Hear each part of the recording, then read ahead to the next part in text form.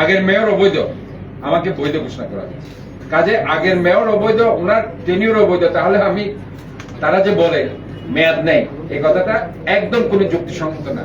জুলাই আগস্টের বিপ্লবের পর আমি যে ট্রাইব্যুনালে মামলা করেছিলাম 2021 সালে, এবং এই ট্রাইব্যুনালে মেয়রের নির্বাচনের মামলার পরে আমাকে কিন্তু প্রায় 6 থেকে 8 মাস জেল খাটতে হয়েছে। কেন আমি মামলাটা করেছি 21 সালে? আমাকে আমার হসপিটাল থেকে তৎকালীন ডিসি মেহেদীর নেতৃত্বে ঘেরাও করে রোগী দেখা অবস্থা আমাকে অ্যারেস্ট করেছে, এবং আমাকে প্রায় 6 থেকে 8 মাস জেলে থাকতে হয়েছে এই মামলাটা করার জন্য। এবং আলটিমেটলি গিয়ে আমি যখন এই ট্রাইব্যুনালের মামলা ফেস করলাম, এবং সেই মামলার যেটা অনেকেই সেটা বলছে আমার বৈধতা নিয়ে, আমি তাদেরকে বলতে চাই একমাত্র যে মামলা আমি নির্বাচনী ট্রাইব্যুনালে মামলা করেছি সব বিধি মেনে। এবং এই মামলাটা আপনারা জানেন আমি কেন করেছি, যে ওই সময় 780টা সেন্টার, প্রায় 20 লক্ষ ভোটারের ভোট ইভিএম এ হয়েছিল, এবং ইভিএম এর যেটা প্রিন্টেড কপি দেওয়ার কথা ছিল, এই প্রিন্টেড কপিটা তারা না দিয়ে হাতে লিখে রেজাল্ট দিয়েছে ম্যানুয়ালি।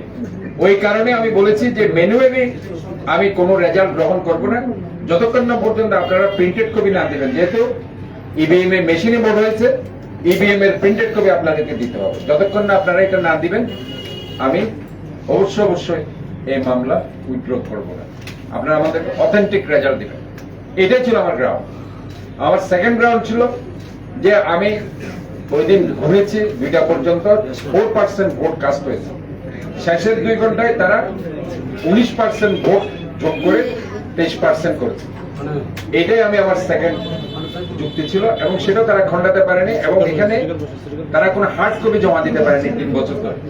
যার কারণে জুলাই আগস্টের বিপ্লবের পরে আমি এই মামলার রায় যখন চেয়েছি, তখন বিচারকরা এই রায় দিতে বাধ্য হয়েছে, এবং এই রায় কিন্তু স্পষ্ট লেখা আছে যে আগের মেয়রের মেয়াদকালকে অবৈধ ঘোষণা করা হয়েছে, এবং আগের মেয়রকে অবৈধ ঘোষণা হয়েছে, এবং ডাক্তার শাহাদাতকে মেয়র হিসাবে আমরা ঘোষণা করি। আগের মেয়র অবৈধ, আমাকে বৈধ ঘোষণা করা হয়েছে। কাজে আগের মেয়র অবৈধ, ওনার টেনিউর অবৈধ, তাহলে আমি তারা যে বলে মেয়াদ নেই, এই কথাটা একদম কোনো যুক্তিসঙ্গত না।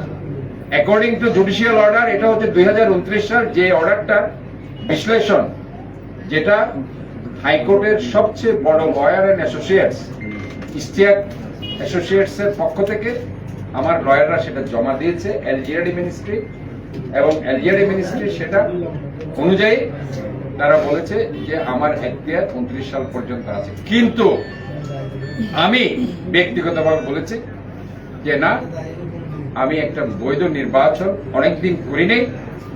আমি যেহেতু এই সাম্প্রতিক যে সংসদ ইলেকশন, আমি যেটা মেয়র হিসাবে আমার মাননীয় প্রধানমন্ত্রী বলেছেন, মাননীয় প্রধানমন্ত্রী, যে আপনি মেয়র হিসাবে থাকেন, এমপি ইলেকশন অন্যরা করুক, আপনি তাদেরকে সাহায্য করুন।